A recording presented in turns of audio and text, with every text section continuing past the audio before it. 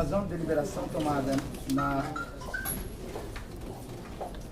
na última sessão do Conselho Superior, nós iremos realizar hoje uma reunião aberta, uma reunião de trabalho entre os conselheiros, para tratar da proposta do processo 7 de decreto 215/2013, que versa sobre uma proposta de organização da política institucional de atendimento às mulheres presas, visando assegurar a gestação segura, o exercício da maternidade durante o período da custódia penal, bem como a garantia com prioridade absoluta dos direitos das crianças e dos adolescentes. Quero agradecer a presença de todas que vieram participar desse momento importante de construção e de debate. Dizer que, até por ter participado, ter presidido a sessão em que a gente começou a discussão, a defensora geral não está aqui hoje, mas ela retornou de férias. Amanhã vocês terão presidência dos trabalhos com muito mais competência, simpatia e graça do que a minha. Mas, de todo modo, o que nós tínhamos dito na ocasião em que marcamos a reunião era a importância de viabilizar a maior democratização possível aqui dos debates. E havíamos sugerido na sessão anterior, em que a gente começou a, de fato, discutir, que houvesse, inclusive, a estruturação da proposta e uma exposição que fosse feita por alguns dos protagonistas nessa construção, só para historiar. Esse foi um grupo de trabalho que Davi, enquanto primeiro sujo, inclusive, tomou parte para que a gente fizesse essa proposta. No Conselho houve a apresentação do voto do relator e, em seguida, um parecer elaborado pela Ouvidoria Geral, pontuando, enfim, acredito que divergências mais pontuais, todos aqui do Conselho reconhecem a importância do avanço da proposta. E tenho certeza que a gente, depois da conversa de hoje, vai ter condições de apreciar com tranquilidade a matéria e construir uma política de atendimento que seja viável, operacional e que, sobretudo, atenda bem as mulheres que têm essa situação particular. Então, eu acho que eu vou franquear a palavra. Eu queria pontuar também que está o pessoal aqui de Sorocaba, Araçatuba e Bauru acompanhando os trabalhos pela videoconferência. O que eu vou propor aqui para os conselheiros e para os presentes é que a gente fizesse, então, essa exposição que a gente tinha imaginado para situar esse debate, uma apresentação sistemática aqui da proposta. Em seguida, faremos uma rodada geral aqui, entre os conselheiros e os presentes, sobre a questão mais geral, para tentar aí uma avaliação pontual das principais divergências, tentando buscar o consenso. Hoje a gente não vai deliberar, né? É uma reunião que não tem caráter deliberativo, mas acho que a gente pode avançar bem, tentando construir consensos, ou, se não construir em determinados pontos, já adiantando a discussão para que a gente faça numa reunião com brevidade a votação, a deliberação, para chegar à versão final da proposta. Ia sugerir, então, esse formato, exposição, uma rodada geral e, em seguida, a depender do nosso tempo também, do teto, da disponibilidade do pessoal, a gente tentar focar pelo menos as principais divergências. Vocês têm outra sugestão de formato? Então, eu acho que a gente tinha falado, tinha sugerido a Verônica para fazer a apresentação, ela se estabeleceu com reservas de iguais para a Michele, a apresentação do projeto. Michele está com a palavra. Sim. Boa noite a todos e todas. Eu vou tentar ser clara, objetiva no trabalho que eu executo. Eu me coloco à disposição para responder qualquer dúvida que tenha nesse intervalo de... Podia se apresentar, Michele? Desculpa. Falta de costume. Bastante gente na cara. Então, meu nome é Michele, eu sou assistente técnica na Secretaria dos Núcleos. Assim, eu trabalho agora com que ainda é projeto, mas em cárcere, mas a ideia é transformar numa política de atendimento. Eu vou fazer as interpretações agora, eu não sei se vai aparecer. Vai aparecer no... Aparece. Aparece? Então vai aparecer alguns slides e eu vou falando sobre eles para mostrar qual é o trabalho que a gente executa hoje. Aqui eu trouxe o fluxograma que eu até entreguei para os senhores anteriormente para mostrar como, assim, todo o planejamento de como é o Mães em Cárcere. Só que ele acaba sendo poluído para quem não trabalha com ele. Então eu vou desmembrá-lo. Aquele é o todo, eu vou desmembrando aos poucos para vocês entenderem, tá? Pode passar, por favor. Então, quais são as formas de entrada dos casos? Eles entram por formulário SAP. O que é esse formulário? Teve uma comissão do Mães em Cárcere, que nós, em conjunto, desenhamos um formulário de apenas uma folha, para quando a mulher for inserida no sistema prisional da rede SAP, que ela preencha um formulário para a gente identificar se é um caso para ser atendido pelo Mães em Cárcere, que são as grávidas, as lactantes ou as mulheres que tenham filhos com até 17 anos, incluindo também aquelas mulheres que têm filho com mais de 18 anos, mas que tem portador de alguma deficiência que necessita do cuidado dela. Fora isso, também tem as visitas, que são realizadas geralmente pela Defensoria Pública, pela pastoral carcerária, pelo ITTC. Sempre que algum desses envolvidos faz uma visita ao estabelecimento prisional e identifica uma demanda de uma mulher que está presa e que se incluiria no Mães em Cárcere, passam os dados para a gente. E os dados podem ser até os mais simples possíveis, que é o nome e a matrícula. Que aí a gente já entra em contato com a unidade prisional pedindo a aplicação desse formulário. Pode passar para a gente, eu até esqueci. Eu vou apresentar o formulário Mães em Cárcere para vocês, tá? Esse é o formulário, como eu falei, é uma folha só. Então, a data que ela preencheu, para a gente ter o controle até de quanto tempo a gente consegue dar esse retorno para essa mulher. Tá? Então, aí é o nome dela, a matrícula, onde ela está presa, o local onde está o processo. Geralmente, elas não sabem esses detalhes completos, mas o que elas colocam já não é o norte, porque às vezes a gente tem dificuldade de localizar, até porque o SIDEC, que é o sistema utilizado, ele é um pouco falho, não é tão confiável. Às vezes a mulher que já está presa não consta os dados dela ainda no SIDEC. Então, se ela falar assim, está em São Bernardo, já me dá o norte de procurar pelo site do TJ mesmo onde está o processo dessa mulher. Tá? Fora isso, eu contato com um familiar ou alguém de sua confiança. Para quê? Essa informação é super importante. Porque se uma criança que está acolhida, a gente vai pedir, geralmente, se for a vontade da mãe, que ela seja, então, entregue à família ou alguém de confiança. E aí, esse contato é importante para a gente fazer o contato com a mãe ou com a amiga que ela indicar, para ver se tem interesse de fato em ficar com essa criança e podemos agir.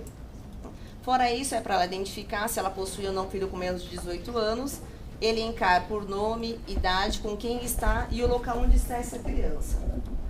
E uma informação muito importante que a gente leva em conta de fato o que a mãe quer em relação a essa maternidade. É se ela concorda ou não aonde o filho está atualmente. Então, se ela coloca assim, mesmo que você esteja num abrigo, a gente vai respeitar a vontade dela. Aí, fora isso, se ela está amamentando ou não, e se ela está grávida ou não, e de quantos meses, caso ela esteja grávida. Colocamos para destacar para elas, para ser entregue às mães, o que é a Defensoria Pública, para elas, quando elas entram no sistema prisional, são muitas informações que elas recebem, daquela apreensão do momento. Então é interessante ela saber que não é nada em relação à SAP, aos agentes penitenciários, é a Defensoria Pública que tem interesse em fazer a defesa dela, acompanhar esse processo dela. Pode passar, por favor. Então, como eu falei, as visitas que são feitas pela mesma Defensoria, Pastoral e TCC. Aqui eu exemplifiquei, mas não é taxativo, é só mesmo para a gente visualizar quem faz essas visitas geralmente, que é como chegam os casos aqui para Mães em Cárcere. Cartas, a gente também recebe muita carta. Geralmente recebe carta pela ouvidoria, situação carcerária, regionais, núcleo da infância e juventude. Então, se na carta a mãe que pede assistência jurídica, ela cita que ela está grávida, que ela está amamentando, ou que ela tem algum filho com menos de 18 anos, a gente também inclui no trabalho do Mães em Cárcere. Pode passar o próximo. Aí tem o DIPO e a audiência criminal. Os defensores que trabalham no DIPO, às vezes que até a Fernanda Valéria faz muito esse trabalho também, identificando que tem uma mãe dessa situação, nos encaminha um caso com o que ela tiver. A audiência criminal, o defensor vai atender, a mulher está barriguda, ele já sabe que ela está grávida, também já tem condições de passar o nome dela para inserir também no Mães em Cárcere e darmos um atendimento mais completo a ela, tanto no criminal quanto no caso da infância e juventude. Aqui eu tentei destrinchar o que o Convive faz, qual a atividade do Convive hoje, qual é a ideia que permaneça esse trabalho, tá? Então a gente faz o recebimento dos casos, todos os casos da forma que chega, a articulação junto às unidades prisionais femininas de São Paulo. A ideia aqui das unidades prisionais femininas, a gente atende a rede SAP, que é a Secretaria de Administração Penitenciária. Mas algumas cadeias públicas também, sabendo do projeto, do trabalho, já têm encaminhado para a gente e elas não são excluídas, ao contrário, a gente inclui também e faz o atendimento delas. Tá? Desenvolvimento de planilha para registro dos casos, porque começou com 3 casos, agora nós temos vários casos, então era necessário fazer esse cadastro. Elaboração de apostila para treinamento e auxílio no preenchimento dessa planilha, porque a ideia é que isso cresça e tenha uma estrutura melhor. Então, assim, quem for trabalhar no Convive já vai ter uma apostila, um treinamento para saber como fazer esse devido cadastro. Cadastro dos casos em planilha, identificação do fórum que tramita o processo criminal, VEC, infância e família.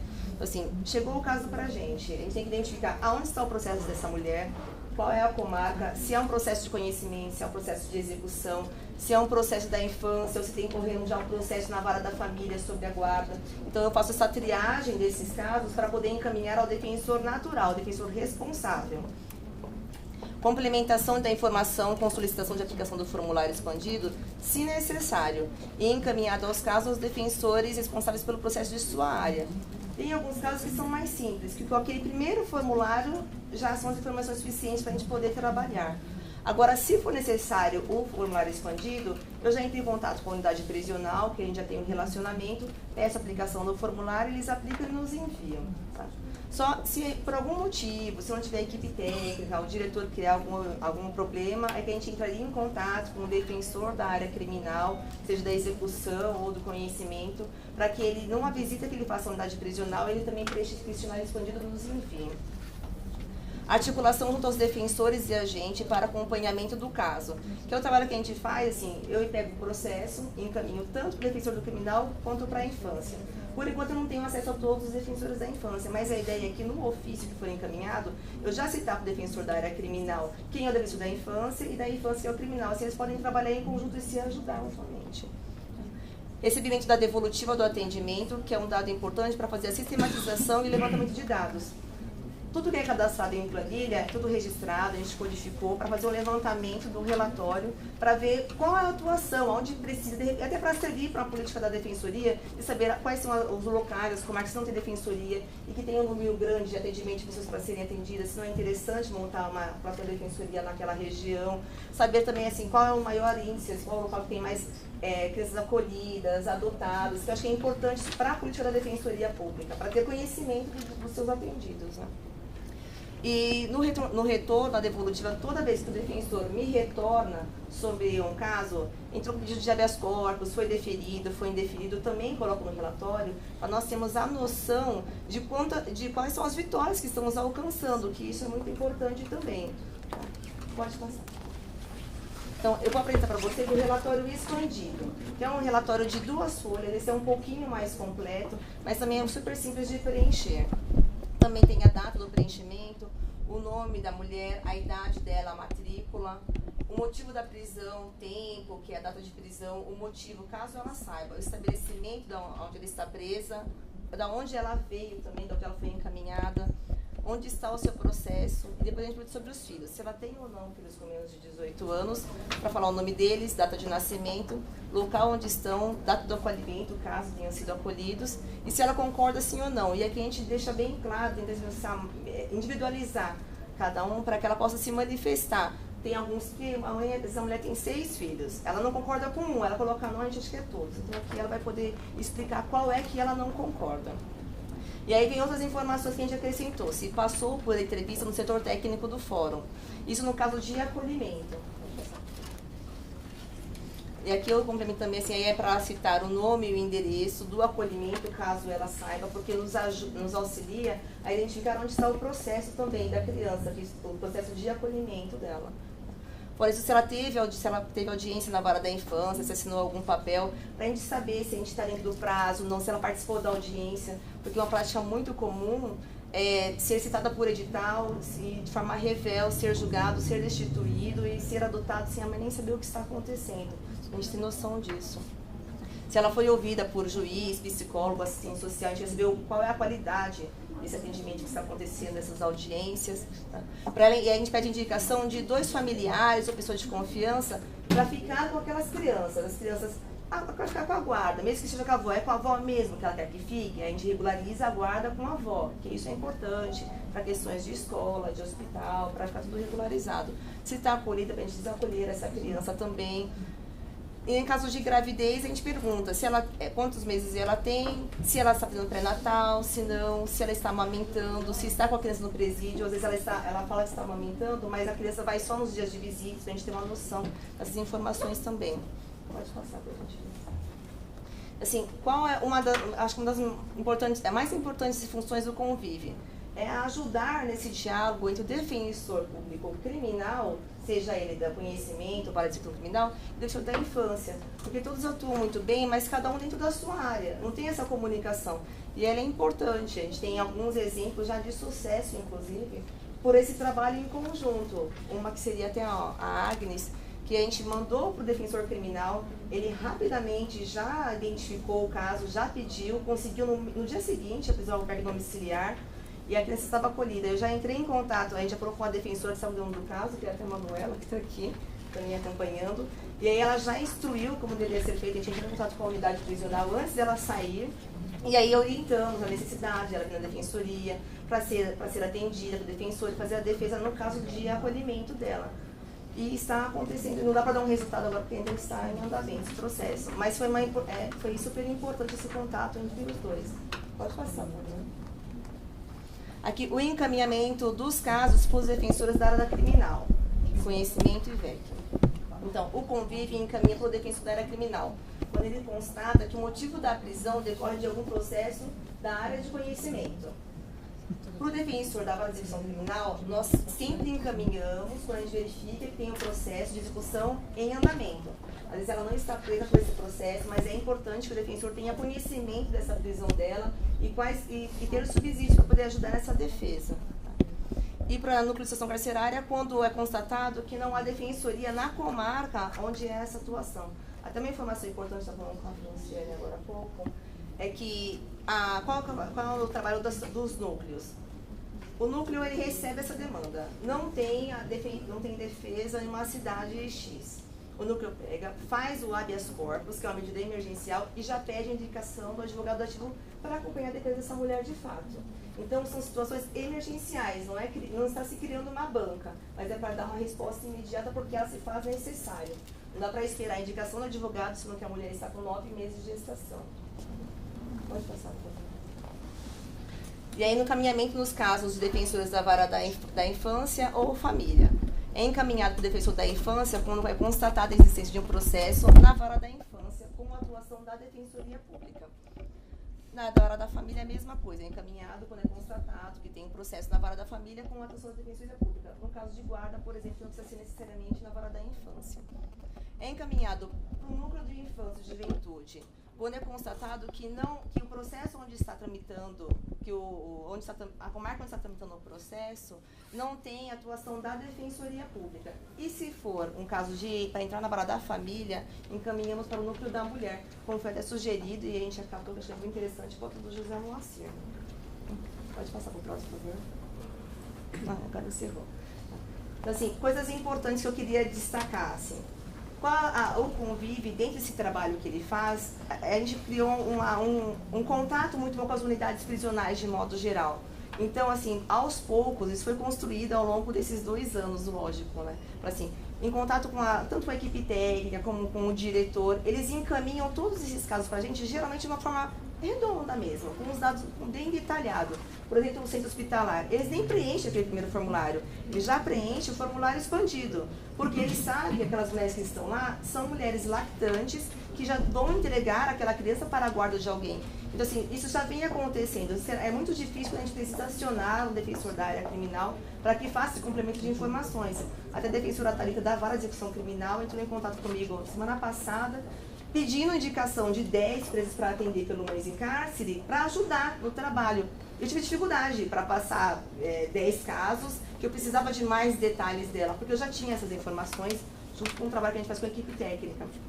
Da mesma forma, a certidão de nascimento, declaração de nascido vivo, exame que constata a gravidez, a gente já tem um acordo praticamente com as unidades prisionais, quando eles me encaminham esse caso de mulher grávida ou lactante, automaticamente eles já me encaminham ou a declaração de nascido vivo, ou a certidão de nascimento, ou o exame que comprova a gestação.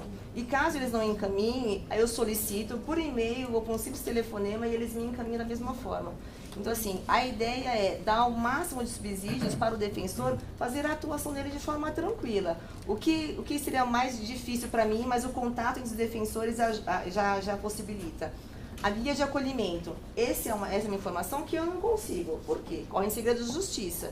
Então, nem os abrigos me encaminham e no fórum também eu não consigo essa informação. Mas a partir do momento que tem uma criança acolhida, que o defensor da área criminal pode fazer um pedido de PAD baseado nesse acolhimento, ele sabendo quem é o defensor da infância que está atuando, o defensor da infância tem acesso ao processo, tira a cópia dessa guia de acolhimento e já encaminha para o defensor da área criminal.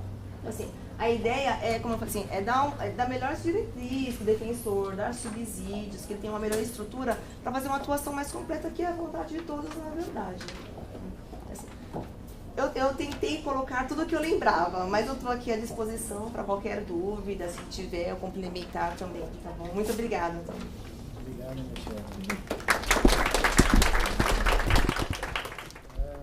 Só antes de passar a palavra, eu já vou abrir as inscrições, eu queria registrar que chegaram na videoconferência aqui, o pessoal da unidade Júri, o pessoal da unidade Varas Singulares, Bauru, Guarujá e Bauru. Os colegas que estão acompanhando o debate aqui. Estou com as inscrições abertas.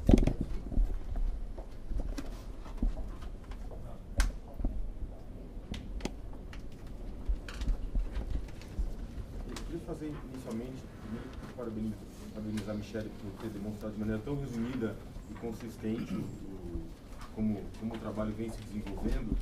Eu queria fazer um breve histórico. Esse trabalho ele não começa na Defensoria Pública. Acho que isso é importante ressaltar. Quem deu início a esse trabalho foi a Pastoral Carcerária, que vinha sendo feito com os recursos da própria Pastoral Carcerária, inclusive com o envolvimento de pessoas, advogados da Pastoral Carcerária, que hoje duas delas são defensoras públicas, a Verônica e a Fernanda, que atuavam já nesse projeto de Mães em Cárcere. A Pastoral Carcerária também trabalhava, desenvolveu um seminário sobre esse tema aqui na Defensoria Pública, inclusive com uma exibição de um vídeo que, salvo engano, o nome também é Mães em Cárcere, o nome do vídeo. E o problema que está por trás desse cenário, acho que isso é importante que os conselheiros, os colegas, quem está aqui presente entenda, é que ainda hoje, no estado de São Paulo, o estado mais rico da federação, há mulheres que têm seus filhos destituídos do seu poder familiar, ou seja, tem poder familiar destituído, sem que sejam ouvidas judicialmente, ou seja, são processos que correm à revelia dessa mulher. E acho que essa é a premissa que está por trás de todo esse trabalho, ou seja, não deveria ser assim, não poderia ser assim, mas acontece ainda hoje. Inclusive, antes de trazer essa discussão à tona no Conselho, junto com a ouvidoria, estivemos na Corregedoria Geral de Justiça tentando buscar um caminho de solução para que o próprio Poder Judiciário desse uma atenção maior a esses casos, com uma tarja específica no processo, orientando os magistrados a não permitirem a citação à revelia de mulheres que estejam no sistema prisional, porque muitas vezes o juiz da vara da família sequer, ou da vara da infância, sequer faz uma pesquisa junto ao CIVEC ou às informações prisionais, e essa mulher é processada sem defesa. Então, essa é a realidade que esse projeto tenta combater.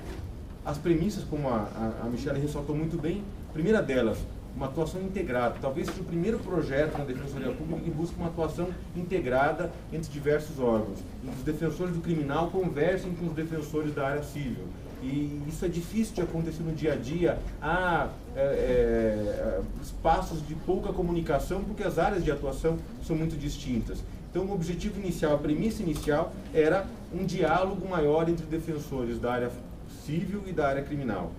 E uma outra premissa que é importante era que isso não acarretasse para o defensor uma sobrecarga de atuação. Na verdade, que isso fosse feito no fluxo do processo do próprio defensor, ou seja, não é atuar mais, mas atuar melhor naquilo que já é feito. Ou seja, esses processos que já chegam para os defensores da área civil, esses processos que já estão com os defensores da área criminal, que pudessem ser melhor trabalhados observando essa atuação em prol da mulher e da criança e dessa relação familiar deve ser preservada.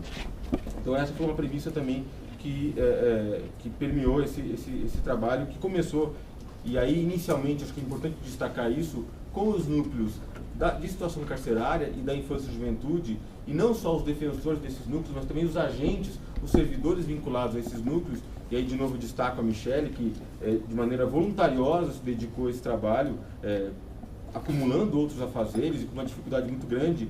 A Daiane, no núcleo da infância, que também se dedicou, não está mais lá no núcleo, mas se dedicou muito a esse projeto, e com a atuação dos próprios defensores, o Bruno, o Diego, que atuavam em casos onde não havia defensoria pública naquele local, tentando buscar uma solução efetiva para aquela situação. Ou seja, então, isso já está sendo testado já há algum tempo na prática. O que faltava? Transformar esse projeto não em um resultado de um voluntarismo desses servidores, de defensores, de voluntários da pastoral carcerária, mas transformar esse projeto numa política institucional, que fosse perenizada na Defensoria Pública. Porque essa política não pode depender da Michele, do Diego, do Bruno, da Fernanda, da Daiane. Ela tem que ser uma política da instituição. E para isso ela tem que se transformar numa rotina de atuação.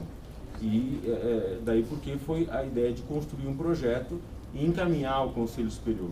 Ou seja, eu acho que o que eu queria explicar aqui para todos é por que isso chega ao Conselho Superior. Justamente porque o Conselho é competente para a edição de rotinas de atuação, estabelecer essa política que envolve uma forma de trabalho. A rotina nada mais é do que como se trabalha, para que nós possamos, daquilo que já fazemos hoje, tornar mais efetivo esse trabalho, tornar mais efetivo o que já é feito pelos defensores, e permitir uma atuação mais integrada e a efetivação da assistência jurídica integral que é prevista na Constituição Federal, que não pode ficar uma letra vazia do texto constitucional. Então era só isso que eu queria ressaltar como uma discussão inicial, na verdade um posicionamento inicial, para especialmente ressaltar dar maior relevo a essa construção inicial que não vem da Defensoria Pública, que vem de um trabalho bastante dedicado de outros atores que iniciaram esse olhar mais atento para um assunto tão delicado. Obrigado. Vou passar a palavra para o Rafael Bernaschi, mas lembro que estou com as inscrições abertas, inclusive para quem quiser dar assistência a falar, ou mesmo se inscrever na videoconferência, mandar uma mensagenzinha para o Anderson. Já temos uma inscrita, quem é? É a doutora Cristina do Júlio. Tá bom. Voltar pro formato onde a gente enxerga as pessoas. Aquele slide? Não, o formato onde a gente enxerga as pessoas. É que ela pediu para eu ler, que é uma perguntinha simples. Tá bom. Então vamos seguir a ordem aqui. Bernaschi.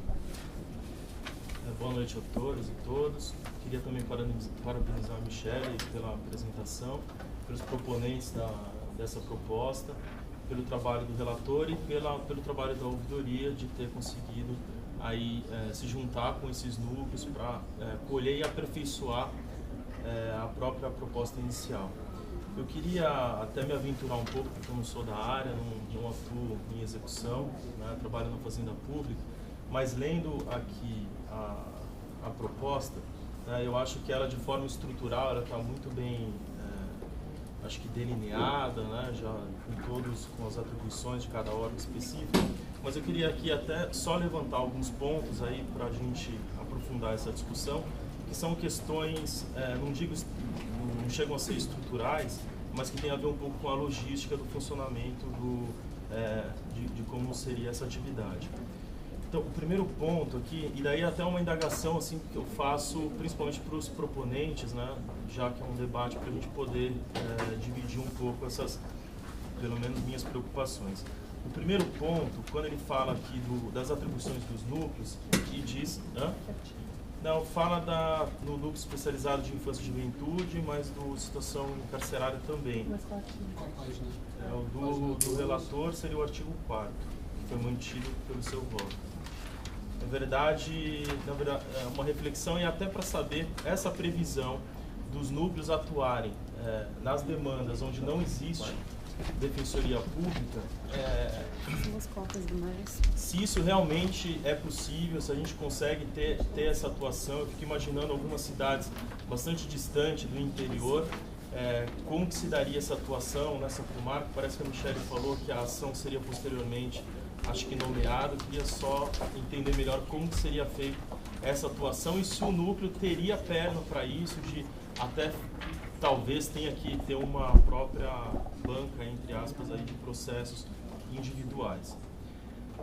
O segundo ponto, eu conversei um pouco com a Verônica agora, sobre a questão de uma eventual coordenação das atividades. A Verônica colocando de não haver essa necessidade, acho que fui aí convencido por ela, pelos argumentos, mas de uma certa forma existe a atribuição dos núcleos da infância e de situação carcerária coordenarem o convívio. E aí eu acho que talvez na deliberação falte um pouco uma especificação um pouco maior, até para não ter um conflito desses dois núcleos, né? Então, se as pessoas responsáveis pelo convívio precisarem de uma urgência, precisarem de uma resposta urgente, quem afinal é o responsável por isso? Quem que vai dar a última palavra ali diretamente com esse servidor do convívio? Um outro ponto é o inciso 3, terceiro, artigo 6º do relator, que foi acompanhado pelo voto da ouvidoria, que diz da atuação em questões coletivas. O terceiro, o sexto. Página 3. Isso, página 3, artigo 6º, inciso 3º. Pra cima. Fala da atuação em questões coletivas, que seria... Primeira linha da página 3. Que seria a atribuição do... Aqui fala, atuar em questões coletivas que envolvam suspeita ou violação dos direitos humanos. Isso seria a atribuição do núcleo das mulheres, né? Das mulheres encarceradas, nos seguintes, nos termos do regimento interno do respectivo núcleo. Aí o relator incluiu, sem exclusão de atuação do núcleo especializado de situação carcerária. E aqui eu questiono também se não seria o caso de incluir a própria atuação do defensor natural, para que não fique excluída aqui a atuação do defensor natural. E só um pouco mais para frente, página 8, artigo 14, do relator acompanhado pela ouvidoria. Calma, o meu artigo 3º não tem parágrafo. Não tem? O que eu falei agora? Artigo 6º. Artigo 6º. Artigo 6º, inciso 3º. Não, isso está Artigo agora. 6º também O anterior não tem. estava indo ao artigo 3º, né? Artigo... não é aqui, ó. Artigo 6. Caberá um núcleo especializado de promoção e defesa dos direitos da mulher. Aí você falou um parágrafo. Não, inciso. Não, lá em cima, né? Inciso 3º. Inciso 3º, atuar em questões coletivas. Isso. Mais para frente, na página 8, artigo 14. Eu acho que aqui talvez a gente consiga superar fácil, que eu acho que é mais uma questão de redação, que diz, nos casos em que o convívio identificando situação de risco para o vínculo familiar entre mulher presa e filho, verificar a necessidade de providência na área de família ou infância, será contatado o defensor público criminal responsável pelo atendimento processual da mulher presa para que realize medida necessária.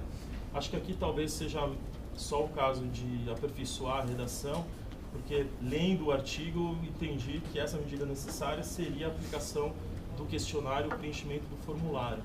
Eu acho que a redação, como ela está aqui, dá a entender que o defensor do criminal teria que exercer as atividades família e infância. Acho que é só uma questão de aperfeiçoar a redação mesmo.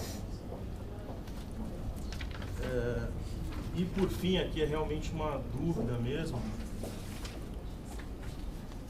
Nessa mesma redação diz: a defensora pública criminal responsável pelo atendimento processual da mulher presa, aí entre parênteses, processo de conhecimento ou execução.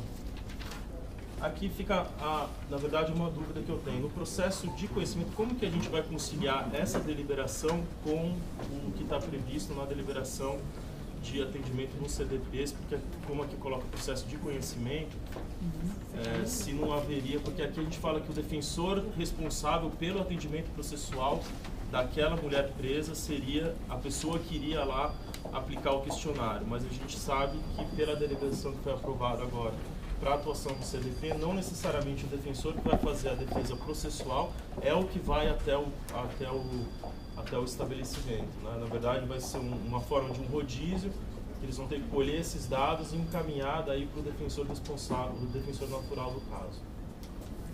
Acho que era essa. Obrigado, Rafael Vernaschi. Só queria registrar a presença aqui da doutora Adriana Nunes Martorelli, doutora Fabiana Viana, doutora Mariana Borghese, que são da Comissão de Política Criminal e Penitenciária da OAB. Doutora Adriana, também integrante do Conselho Penitenciário. E agradecer, enfim, como já tivemos a oportunidade de dizer, acho que é uma pauta comum de defesa e de ampla defesa entre a OAB e a Defensoria, que a gente precisa estreitar e buscar o aperfeiçoamento do diálogo, do fluxo. Então é especialmente gratificante para nós recebê-las aqui. A doutora Adriana está inscrita aqui, mas agora eu passo a palavra para a Franciane. Boa noite a todos. Eu trouxe lá na última reunião do Conselho algumas dúvidas e, na verdade, a gente paralisou a votação para fazer essa reunião, então é ótimo, né, que a gente esteja aqui socializando. A primeira coisa que eu queria dizer é, enfim, vou endossar a colocação do Vernaschi em relação aos núcleos, eu acho que isso ficou meio em dúvida, embora depois de ter conversado com alguns coordenadores, isso já vem sendo feito. A minha dúvida era em relação à banca, os coordenadores disseram que já estão fazendo isso, então, assim, a priori eu entendi, mas provavelmente eles vão vir explicar. A segunda grande dificuldade que eu tinha, também já falei com o Bruno, com a Verônica, o artigo 14 e os seus parágrafos, eu acho que ele, não me parece, no caput ele não fala nada do relatório expandido. O relatório expandido ele cita, na verdade, no parágrafo primeiro e começa a trabalhar com esse relatório. Mas os colegas, aí o Bruno me disse que já estão apresentando, vão apresentar uma redação alternativa, não é isso, Bruno? Por e-mail para todo mundo. Vai ser. Então, assim, a minha grande dúvida era a questão das atribuições. Nós tínhamos aqui nos parágrafos a determinação de que os defensores, o coordenador da execução, os defensores da execução assumissem determinados pontos com quais eu não concordava, achava que essa questão tinha que ser melhor discutida. Mas eu acho que deu uma lida rápida no texto e nesse aspecto me contemplou. Eu acho que depois até seria bom vocês mostrarem o texto, porque muito do debate acho que vai ser escrito em cima do artigo 14. Então eu vou esperar a apresentação do texto. Fora isso, eu tenho algumas dúvidas. Quando a presa for federal, a gente vai incluir a DPU como nesse projeto? Quer dizer, não tem como incluir, mas qual é a solução? Eu não sei se já foi apresentada aí, eu não vi. Nós temos muitas presas estrangeiras que vêm grávida e tem exatamente esse problema. Acho que a gente, enfim, não sei o que foi pensado. A ideia da integração entre os defensores, eu acho que realmente concordo com o Davi, a ideia do que nasceu o projeto, eu acho que é importante a gente reforçar isso. Agora, eu fiquei em dúvida em relação ao ponto de contato, porque eu já tive, como vários colegas, esse problema do contato com os defensores, do cível, da família, da área de infância, e eu acho que as informações meio que se perdem. Então, não sei se está previsto isso, mas eu gostaria de sugerir, se fosse possível, que, se é isso que não está previsto, que o Convive centralizasse esse vínculo entre os defensores, porque para eu entrar em contato, eu nem sei quem é, enfim, qual é o defensor da infância daquela vara. Então, se pudesse ter se não tiver previsto, para se prever, que eu acho que esse ponto é importantíssimo. Isso tem a ver com a coordenação das atividades também, que é uma discussão que a gente vai fazer, se é acompanhado, se é coordenado, aquilo que o Zé Moacir falou, e a gente acabou parando aí. E eu queria saber, hoje, se existe, acho que isso é mais da Michele, se existe um controle de inclusão de presas grávidas ou lactantes, quando ela entra no sistema. A gente depende da informação da SAP. Se a SAP, por algum motivo, não mandar essa informação, a gente vai ter que esperar essa informação chegar de alguma outra forma, é isso? Tá. E a gente não conseguiria efetivamente, ou já existe isso, essa integração, ou seja, chegou, preenche, não existe um compromisso do secretário com esse projeto? Eu posso até falar, essa questão foi, eu que assinei o secretário, ele concordou, ele fez uma diretriz para todos os diretores de estabelecimentos no Estado. A gente percebeu que no começo foi difícil, vários diretores, apesar da diretriz do secretário não cumpriam essa orientação. Acho que até hoje deve haver algum problema em algum lugar ou outro. O ideal seria que tivéssemos as listas de inclusão, porque a gente poderia verificar se a lista de inclusão não vai ter informação se a mulher tem essa condição que a política visa alcançar. Mas o que a gente já tem isso, tá? Inclusive com mensagem eletrônica, o secretário afirma categoricamente essa orientação aos diretores de estabelecimento. Tá bom. Outra coisa que eu queria, isso é da observação, até conversei com a Verônica, me parece que muitos casos, claro, excepcionalmente quando a presa condenada foge do regime semiaberto, ou ela não cumpre um RA, mas aí normalmente se ela não cumpre RA ela vai presa e depois solta, grande parte dos casos que eu me lembro, e estou falando também do centro hospitalar, tentando puxar pela memória, falei com vocês, são de presas provisórias. Então é muito importante a gente, e aí que eu acho que a gente tem que andar a partir da deliberação que trata do preso provisório. Essa era a minha grande dúvida no artigo 14 parágrafos. Então, me parece que, a mim pelo menos, com a apresentação dessa nova redação, a gente consiga contemplar. Mas eu acho que não dá para a gente trabalhar com uma política de atendimento à mãe se a gente não incluir uma política para o provisório, porque assim, se eu estiver errado, eu peço que os colegas me corrijam, mas a grande parte das mães que entram, as grávidas, né, não necessariamente as lactantes, elas entram no processo de preso provisório mesmo, tá? Então era isso, na verdade, algumas questões mais para saber como se vocês têm alguma coisa para acrescentar, tá ok? Obrigada. Bom, a Verônica acho que quer fazer só alguma... para esclarecer alguns pontos, que a senhora levantou. Em relação às presas estrangeiras, a gente já iniciou um contato com a Defensoria Pública da União. Ele ainda não avançou em razão da quantidade de atividades, principalmente que o Convívio tem desenvolvido, mas a gente já iniciou. A ideia é que a gente trabalhe em conjunto em relação às estrangeiras provisórias, né? Porque em relação às condenadas é nosso. Mas em relação às provisórias, sim, a gente já teve alguns casos pontuais de comunicação à DPU. Acho que a Michelle já teve alguns casos. O nosso principal contato ainda é o João, né? Então, você conhece o João, que era o coordenador. E a gente já tem, assim, ainda é pontual, mas a gente já iniciou essa conversa para que a DPU seja parceira nesse trabalho. E do contato entre os defensores, a gente vem pensando nisso também, né? Porque a gente, durante esse tempo, enquanto a política não está instalada, enquanto a deliberação não está aprovada, a gente já tem experimentado diversas formas de viabilizar esse contato que, em diversos casos, a gente vê que é muito importante. Assim, acho que na outra sessão a gente falou de um caso da Beck, da Carol e tal. A Manuela, que está aqui, que é defensora da Infância Central, ela também tem tido essa experiência mais em casos com o Unesc, com a CGT, porque ela tem alguns casos de mulheres que estão presas em unidades onde a gente não tem atuação direta, então a gente tem feito esse contato, mas ainda ele está previsto na deliberação que seja feito, ele ainda não está totalmente acurado.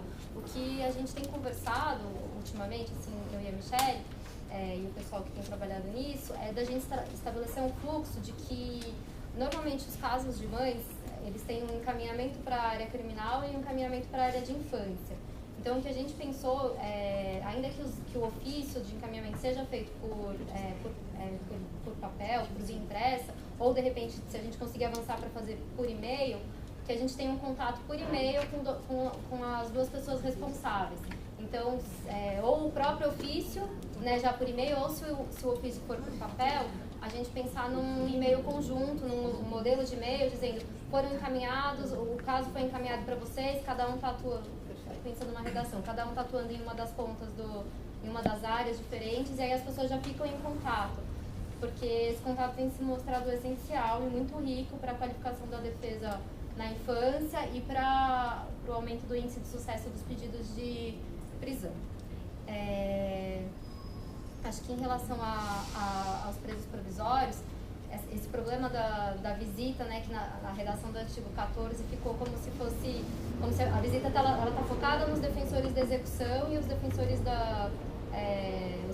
de varas singulares, eles nem apareceram, né, nos parágrafos do artigo. Aí a redação que a gente pensa que possa melhorar é que contemple também os defensores das varas singulares. A gente tem um problema que as visitas dos defensores das varas singulares, elas ainda não estão implementadas totalmente. Que é a dúvida do Sim, mas eu acho que a gente já está num processo de... Nós, na Central de Gerenciamento das Prisões, a gente já tem trabalhado em cima disso, a gente está junto com o Unesp, com a administração, tentando fazer um levantamento, não concluímos ainda, de todas as variáveis que existem, então, no interior, na capital, a gente está levantando quantos estabelecimentos existem, quantos presos, qual é a inclusão, esses presos vêm de onde estão os processos, quantos defensores a gente tem atuando no crime, quantos estão fazendo triagem, a gente está tentando fazer todo esse levantamento e a ideia é que até o meio do ano a gente conclua isso e que isso seja apresentado para toda a carreira, para a discussão e que essas visitas se iniciem. Então eu acho que assim, não vejo prejuízo disso já estar na deliberação das mães, e aí quando as visitas efetivamente forem implementadas, os defensores da área criminal das varas singulares também vão colaborar com essa coleta de informações qualificada para a defesa na infância. E aí acho que isso está dentro desse trabalho conjunto, né? O defensor criminal, a atuação não é de infância, né? Essa atuação da visita do defensor criminal, ela é uma atuação para levantamento de informações, então ela não é... Ficou confuso, por isso que também a gente quer... A ideia é só que o defensor criminal, que já tem atribuição para fazer visita naquele local, já tem atribuição para atender aquela pessoa, quando a gente identificar que é um caso de criança acolhida ou de processo de destituição do poder familiar, um caso que demande uma informação mais apurada, a gente possa ter essa atuação conjunta do defensor criminal fazer a visita, seja de VEC, seja de vara singular, e levantar essas informações mais detalhadas e tirar as dúvidas da mãe, explicar para ela que a gente está olhando para o caso, que eu acho que isso é importante também, né? Esse outro lado não só coletar as informações, mas se colocar à disposição, colocar que a gente está atuando, que as informações vão ser passadas para o defensor da infância. Acho que é isso. E aí, mesmo que essas visitas ainda não estejam acontecendo, acho que é importante que isso conste na deliberação, e quando elas vierem a acontecer, a gente vai absorvendo isso. E até então...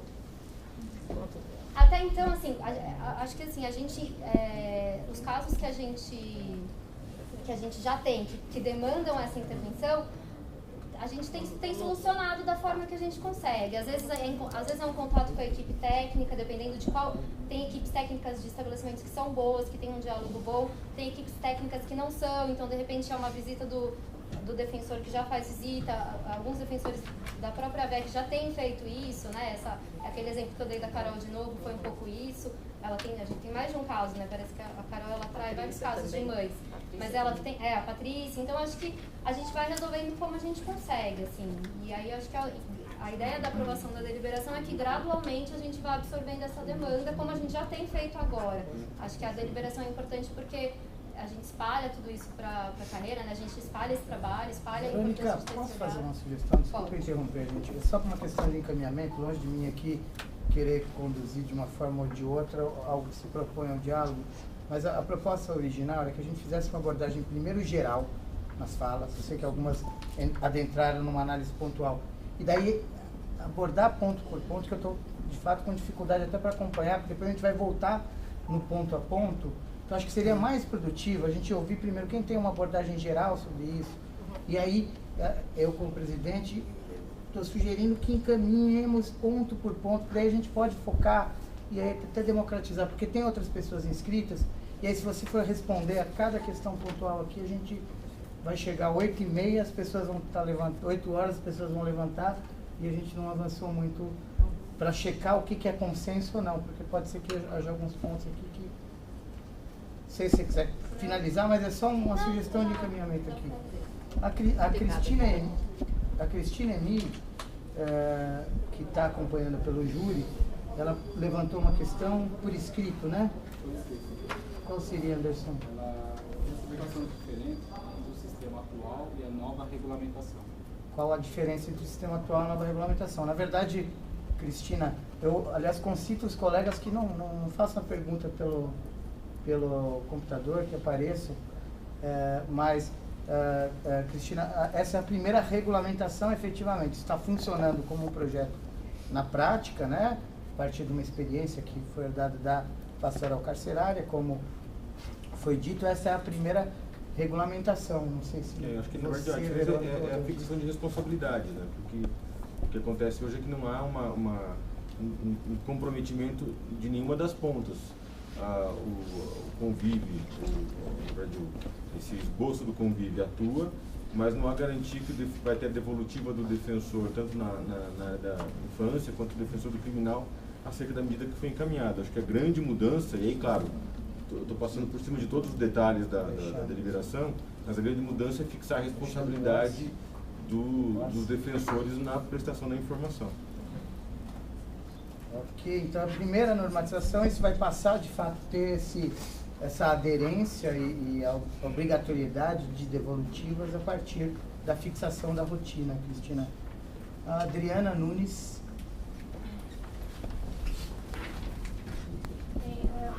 Eu vou ser bem breve, o objetivo de uma presença aqui da Mariana e da Fabiana Viana, nós todas compomos a Comissão de Política Criminal da Ordem dos Advogados, eu também sou membro do Conselho Penitenciário, já foi expressa pelo Renato de modo irretocável, né? Nossa ideia aqui é realmente estreitar as relações, a gente tem material, tem andado pelo sistema prisional, temos informações que podem ajudar vocês a construir esse trabalho. A gente tem pontualmente um projeto que está em desenvolvimento na Penitenciária Feminina do Butantã. Nesse último ano todo, nós fizemos pesquisas de intervenção por meio de arte, música, dança, musicoterapia, meditação, e tudo como um instrumento de intervenção, de presença na unidade, para tentar entender um pouco a dinâmica, até porque é uma unidade de semiaberto, tem 1.100 presas, e as mães com seus bebês, muitos bebês brasileiros, filhos de estrangeiras, como por exemplo as Filipinas, que vão voltar para um país devastado, e enfim, e a gente está se colocando à disposição, já conversei aqui com a Michele, a gente trocar essas informações. Nós também temos um espaço de debate interessante, temos congressos que nós estamos organizando para tentar discutir a política de encarceramento em massa e o que é que nós podemos fazer para tentar fortalecer as medidas alternativas à prisão e também criar uma rede de proteção no que diz respeito à oferta de emprego. Tem 2 programas em andamento, né, o Progresso e Empregabilidade. A gente está debatendo a obrigatoriedade da inclusão nas licitações dos 5% de mão de obra, de obras e serviços serem destinadas à população carcerária. A Rosângela, diretora da Feminina do Butantã, tem feito um trabalho muito bacana de tornar o semiaberto uma unidade realmente de cumprimento em semiaberto. Enfim, são muitas coisas para dizer. Eu vim aqui só para me disponibilizar e dizer que eu estou extremamente contente com essa possibilidade de estreitamento de laços. Quero dizer que a Defensora-Geral Daniela foi minha colega no Conselho Penitenciário, nós temos muitas ideias comuns, estivemos tomando um café, eu ali e Renato, conversando justamente como um modo de estreitar. Então, estou aqui à disposição, de coração aberto, para a gente poder trabalhar juntos. Obrigado, Adriana. Só quero reforçar, enfim, que acho que é simbólica até a participação hoje da comissão da OAB nessa discussão tão importante, né? Acho que, enfim, a gente vive lutando contra um discurso que diz que a violência urbana, ela autoriza a violência institucional, quando algumas violências passam despercebidas, como no caso da violência contra as mulheres mães do cárcere. Então, a sua presença nessa discussão, além de trazer, enfim, a importância do tema específico, traz a importância que a gente tem que realçar, de buscar canais desobstruídos de diálogo entre Defensoria e OAB, porque há bandeiras comuns muito importantes e a gente ganha muita força. Então, agradeço novamente a sua presença e das colegas advogadas aqui. Diego. Boa noite a todos e a todas. Queria parabenizar o Conselho por essa iniciativa, colocar de fato esse tema que é bastante rotineiro e presente nos debates, nos núcleos e também na instância nacional. Vou ser bem rápido, mais no tocante a manifestar a participação do núcleo da infância e nossos olhares sobre a garantia do direito à convivência familiar e comunitária às mães em cárcere e com seus filhos.